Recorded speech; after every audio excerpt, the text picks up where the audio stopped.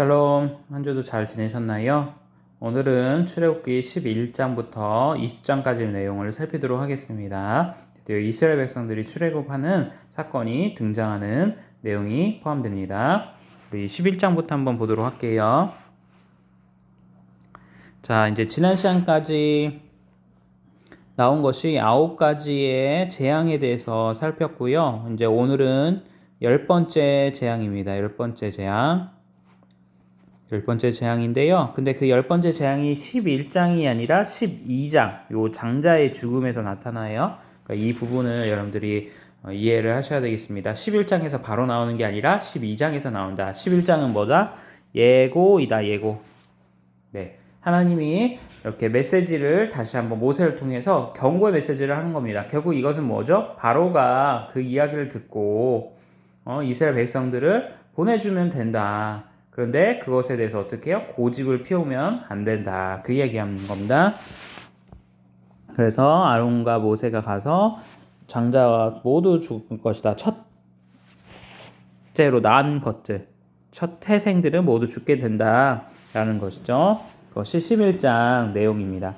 자, 그럼과 동시에 여기서 보면 무엇이 중요하죠? 유교절, 무교절이 나옵니다. 유교절, 무교절. 무교절은 말 그대로 무엇이냐면 여기 누룩, 그러니까 이스타라고 하나요? 그 빵을 구울 때 넣는, 그렇죠? 빵을 이렇게 부풀리는 그것을 누룩, 그것을 넣은 것이 유교절일 때 지키는 내용이고, 무교절일 때는 그거를 넣지 않은 빵을 먹는 것.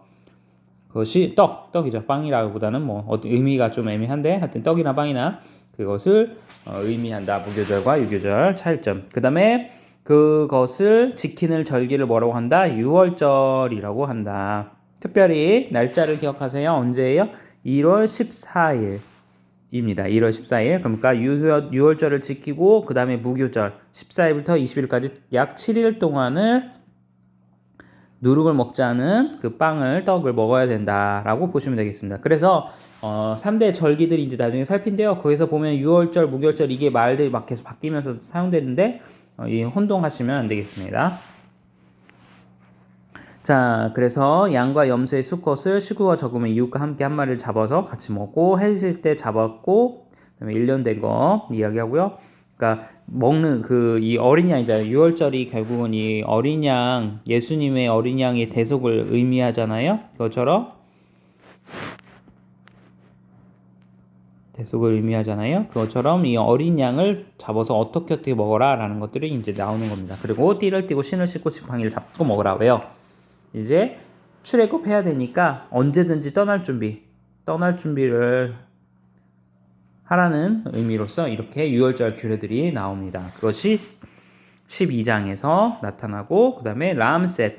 자, 람셋 기억나시나요? 창세기 바로 여기 그 위치죠. 제가 그림처럼 위치로 기억한다고 했죠. 그러니까 14, 15, 16, 17. 그러니까 17장인데 이게 47장이 되겠죠. 바로 요셉이 나왔던 내용입니다. 람셋 고센 땅에 그들이 정착하게 되도록 바로한테 요청했던 내용들이죠. 자, 그곳에서 이제 출발을 하게 됩니다. 그래서 장정만 60만 명, 대략 한 200만에서 300만으로 보고 있어요. 인원수를 전체 인구수. 그래서 한 도시, 광역시 이상의 도시급 된다고 보시면 되겠습니다. 이상 크게 더 크겠죠. 자, 그렇게 해서 보시면 되겠습니다. 그래서 12장을 출발했고요. 그 다음에 무교절 추가 규례가 있다. 유교병, 요거가 아까 말한 겁니다. 누룩 넣은 떡이 아닌 넣지 않은 무교병을 먹어야 된다. 그래서 유교병은 금지하고 아비월, 이게 이제 정월이라고 표현할 수 있는데요. 이스라엘 절기가 있어요. 이스라엘, 그러니까 나라, 달력이죠. 이스라엘 달력 내용들을 참고하시면 되겠습니다. 그래서 가나안 해쪽 사무리스 히족스 여부스 땅에 이르러서 무교를 지키고 7일 동안 모여지고 7일 절기를 지켜라. 자, 그때 여러분들이 너무나 잘 아시는 뭐죠? 불기둥과 구름 기둥이 몇 장에서 등장해요? 13장에서 등장한다.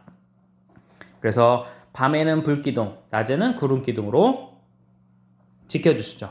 그래서 구름 기둥이 이동을 하면 그 구름 기둥을 따라서 이렇게 광야를 걷게 되는 겁니다. 자, 홍해의 광야길을 가게 된다.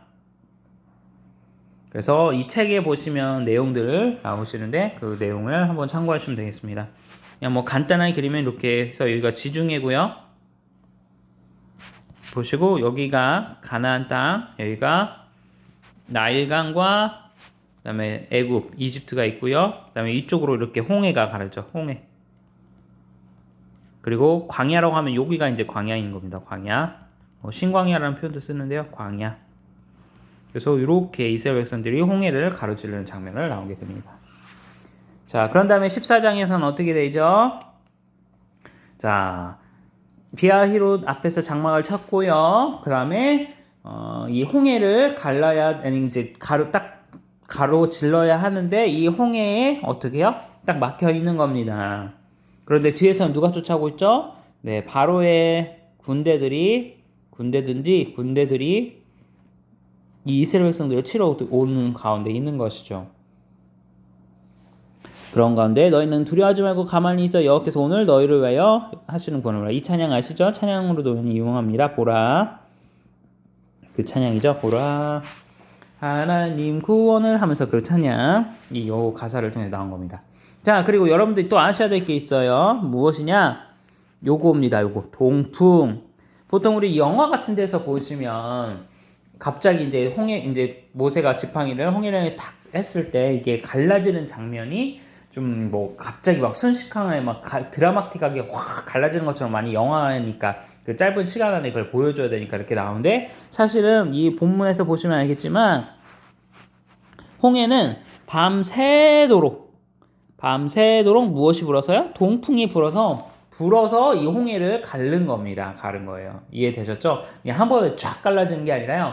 그만큼 넓은 지역이었기 때문에 또 아까도 말씀드린 것처럼 대략 200만 명이 되는 사람들이 강을 건너야 했습니다. 대략 이렇게 봤을 때 어떻게 되냐? 5만 명으로 가로로 행동을 했을 때 대략 한 그 키로수를 한 16km 정도가 넓혀졌어야 된다라고들 좀 보더라고요. 하여튼 5만 명이라는 사람이 쭉 일렬로 서서 지나야지 그래도 좀 합리적으로 이 홍해를 건널 수 있었다라고 볼 수 있는 거죠. 그러니까 무슨 말씀이냐면 다시 말하면 200만 명 나누기 5면 몇이겠습니까?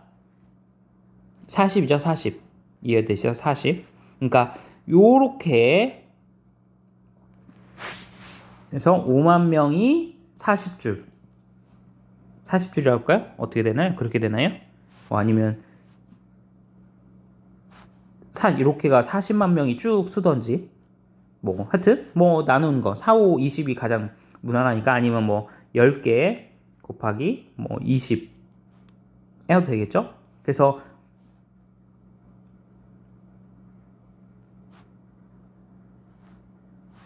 만 명 하면 이렇게 하면 이제 2만 명이 되나요? 그렇죠? 이렇게 하면 200만. 근데 2만 명인데 여기서 100을 또 더해야 되잖아요. 이렇게. 그러니까 2만 명씩 100개 줄이 돼야 어떻게 됩니까? 200만 명이 되는 거죠. 그러니까 이렇게 쭉 길게 서야지 그나마 이제 좀 빨리 건널 수 있다. 뭐 그런 내용들인 거죠. 5만 명. 어쨌든 간에 이렇게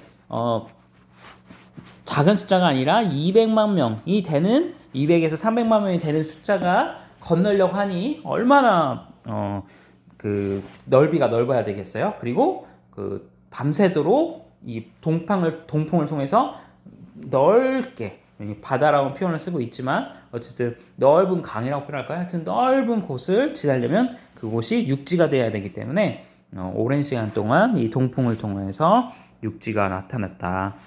그리고 그 새 가운데 이제 애국 군대가 올 때 여기 이제 구름기둥하고 불기둥들이 나타나면서 구름기둥보다는 불기둥이겠죠. 불기둥들이 이제 가까이 오지 못하도록 하나님께서 보호하셨다라는 것을 볼 수 있습니다. 그래서 그냥 단순하게 드라마틱하게 한 번에 확 바뀌는 것이 아니라 밤새도록 동풍이 불어서 이 수많은 사람이 건널 수 있도록 이렇게 육지가 됐다라는 것이 14장의 내용입니다. 자, 15장은 무엇이냐면요. 간단합니다. 모세와 미리암의 노래입니다. 그러니까 이제 건넜고 그 뒤를 돌아서 바로 이 병거 600대가 왔잖아요. 근데 그들이 어떻게 해요? 같이 이제 그 이스라엘 백성들과 같이 자기네들 건널 수 있을 줄 알고 들어왔다가 어떻게 합니까? 물이 덮이면서 죽게 되는 장면들이 나오겠죠. 수장되죠. 그러면서 죽게 되는 장면이고 어쨌든 그렇게 해서 완전한 탈출을 하게 됐고 그런 가운데 모세와 미리암이 이 놀라운 기적을 봤을 때 얼마나 광경이 장난 아니었겠죠. 엄청 대단했겠죠. 그리고 또 하나님의 놀라운 은혜에 대해서 감사하면서 찬양, 노래를 만든 것이 15장이라 보시면 되겠습니다. 15장. 15장이 모세와 미리암의 노래가 15장. 자, 그러고 나서 당시에는 성경이 없었잖아요. 그리고 지금처럼 이렇게 우리가 스마트폰이나 기록을 하기가 쉽지 않았잖아요. 그러니까 그 가운데 무엇을 하느냐? 상징성을 될 만한 것들, 기억을 하기 위해서 두는 것들이 있는데 바로 요겁니다. 종려나무 79그루를 이 엘림이라는 물샘 옆에 12개, 그러니까 12지파를 따라서 상징성을 갖고 어떻게 해요? 심은 겁니다. 그래서 이곳을 하나님께서 우리에게 축복하신 가운데 치료하신 하나님과 이렇게 말았음을 먹을 물과 이런 것들에 대해서 하나님이 또 기념, 그러니까 우리가 신앙과 믿음을 우리 자손들에게 이 나무들 이렇게 오아시스처럼 되겠죠. 뭐 그곳을 상징성을 갖고 이야기함으로써 신앙의 교육을 이야기하는 겁니다. 그래서 이렇게 14장과 이런 내용들 그러니까 먹을 물이 없을 때 하나님께서 그것을 어떻게 먹을 물이 되게 하셨을 때 그때 놀라운 치료하시는 하나님 라파라는 단어죠. 여기 라파 치료라는 그런 것들을 이제 기념하면서 이렇게 종려나무 79그루를 심었다라고 보시면 되겠습니다. 그 다음에 16장에서는 또 놀라운 게 나오죠. 여기에서 뭐가 나옵니까? 만나와 메추라기가 나옵니다. 출애굽기 13장에서 불기둥, 기둥, 그 다음에 14장에서 홍해 사건, 15장에서 마라야, 라파의 하나님, 치료하신 하나님, 종려나무 79그루, 그 다음에 16장에서 무엇이요? 만나와 메추라기를 하나님이 허락하셨다라고 합니다. 그래서 여기 나왔죠. 신광야 도착했고요. 출애굽한 지 몇 달 만에 둘째 달 15일에 나왔다. 그러니까 여기서 아까 정월이라고 했잖아요. 1월. 우리로 쉽게 말하면 1월이라고 표현할게요. 1월일 때 14일날 유월절 지키고 그런 다음에 둘째 달인 2월 15일에 어디게요? 신광야에 도착했다 그 얘기입니다. 아까 여기 지도에서 나온 것처럼 애굽에서 흘러나와서 이렇게 강화에 도착했다 그 얘기죠. 자, 만나의 특징 아침에 내렸고요. 이슬 같고 작고 둥글다 이렇게 자꾸 둥글게 되었다라고 이렇게 보면 되겠고요. 자, 오멜 이 표현들을 이제 보시면 알겠는데요. 한 오멜이라는 표현이 뭐냐면요. 자, 오멜과 호멜이라는 표현이 나와요. 오멜과 호멜이 나오는데 오멜은 2.2리터를 보시면 되겠어요. 2.2리터. 그리고 호멜이라는 단어를 나오는데 호멜의 특징은 22리터이다. 이렇게 보시면 되겠고요.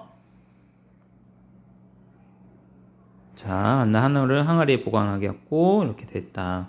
메추라기 저녁에 내렸다. 그렇게 보시면 되겠습니다. 자, 이제 여호와의 법궤가 이제 나중에 이제 만들어질 텐데요. 이 법궤 안에 들어가는 것 중에 세 가지가 있어요. 하나는 십계명, 또 나중에 설명 다시 드릴게요. 또 하나는 뭐죠? 아론의 쌍난 지팡이고, 그 다음에 또 하나가 뭐예요? 요 만나가 들어갑니다. 만나. 네, 만나가 이 법궤 안에 들어간다. 보시면 되겠습니다. 자, 17장. 자, 17장에서 무엇이냐? 첫 번째 이제 전쟁이 나옵니다. 어디와의 전쟁입니까? 아말렉과의 전쟁이 나옵니다. 아말렉. 자, 어디에서 싸웁니까? 무리바 다툼 마사라는 곳에서 이제 나타났는데 이 무리바는 이제 이 아멜렉과 싸웠다는 말이 아니고요. 이제 하나님과 마시물이 없어서 하나님한테 이스라엘 백성들이 하나님한테 또 원망을 하거든요. 그래서 이 마시물 때문에 모세와 다퉜던 곳이 나오는데 이게 바로 마사 무리바라는 곳입니다. 이게 물 문제. 왜냐면 사막 지역이다 보니까 아시다시피 먹을 거가 물 이것이 중요하잖아요. 그러다 보니까 계속 원망들을 하는 거죠. 그래서 요 장면이 이제 무리바라는 사건이 또 하나 있고 반석을 치니까 어떻게 해요? 반석에서 물이 흘러나왔다. 이게 느비딤 사건 가운데 나타나고 여기에서 느비딤에서 뭐가 나와요? 아베멜렉 전쟁이 일어났다. 자, 그런 것처럼 알고 있는 아론과 훌이 모세가 손을 들면 어떻게 해요? 여호수아가 이기고 자, 내리면 어떻게 해요? 지고 그렇게 된 거죠. 이때 중요한 거 이때 누가 등장합니까? 여호수아가 등장을 했다. 이때부터 여호수아. 자, 니시 승리 또는 나의 기라는 뜻 당연했죠. 그리고 여러분들 또 아셔야 될 게 있어요. 우리가 성경을 보면서 아셔야 될 게 모세가 손을 내리고 지네? 손을 내리니까? 그럼 올리니까 이기네? 그러면 모세에게 능력이 나타났고 어떤 그러니까 약간 미신적인 개념을 우리가 오해하시면 안 되는데 이거는 상징성입니다. 무슨 말씀이냐면 하나님께서는 좀 더 쉽게 얘기할게요. 우리 예수님 우리 이제 신약으로 가시면 배울 텐데 예수님께서 치료를 하시는데 실로암이라는 내용 아시죠? 찬양도도 유명하죠? 거기에서 보면 어떻게 나옵니까? 한 소경이 나오죠. 눈먼자가 나오는데 예수님이 어떻게 합니까? 진흙을 이기셔서 그 진흙을 소경의 눈에 바르고 그 다음에 침을 뱉어서 진흙을 이긴 다음에 소경의 눈에 받고 가서 물로 씻으라 했더니 눈이 어떻게 해요? 띄어졌어요. 그러면 여기서 그러면 이 진흙이 소경의 눈을 띄우는 효과를 나타냅니까? 그래서 그러면 이 진흙을 소경에게 우리들도 바르면 될까요? 아니죠. 이건 그냥 퍼포먼스고 실질적인 능력은 무엇입니까? 예수님이 고치시겠다고 의지를 가운데 나타나신 표현 가운데 예수님이 그 소경을 고치신 것이지 진흙에 어떤 효과가 있고 한 것이 아니라는 거죠. 똑같아요. 아론 모세가 아무리 능력 있는 자라고 해서 모세가 그러면 손을 들었기 때문에 이긴 거고 내려갔기 때문에 진 겁니까? 그게 아니라 하나님은 모세가 손을 드는 장면을 통해서 하나님께서 능력을 나타내시고 이것을 통해서 상징성 가운데 무엇이죠? 이스라엘 백성들에다 이야기하고자 하시는 거죠. 만약에 다른 싸움에서도 만약에 모세가 계속 손을 들어서 이기는 장면들이 계속 연출되도록 해서 하나님께서 모세가 너가 손을 들어야지만 이길 수 있어 라고 하면 모세가 매 전쟁마다 계속 손을 들면서 그 뭐랄까요 약간 축도하는 개념처럼 여호수아를 매번 전쟁 나갈 때마다 했어야 될까요? 그렇지 않거든요. 이 다음 전쟁에서는 그런 내용들이 나오지 않아요. 결론은 무슨 말이냐? 모세가 손을 들었기 때문에 이겼다, 손을 내렸기 때문에 졌다가 아니라 하나님께서 그 상황 가운데서 역사하신 것 뿐이지 결국은 전쟁의 이김은 누구에게 있다? 여호와 하나님께 있다 라는 것을 여러분들이 잊지 말아야 되겠습니다. 이게 은근히 우리가 잘 신앙 가운데 미신으로 나타나는 경우가 너무 많아요. 오직 신앙의 본질은 하나님께 집중해야 되는 겁니다. 모세의 손 들고 지는 것이 이 전쟁의 승패에 달려있잖아요. 하나님께 전쟁의 승패가 있다. 다만 그 상징성 가운데 하나님께서 나타나 주셨다는 것 뿐입니다. 아셨죠? 네, 그것을 잊지 마십시오.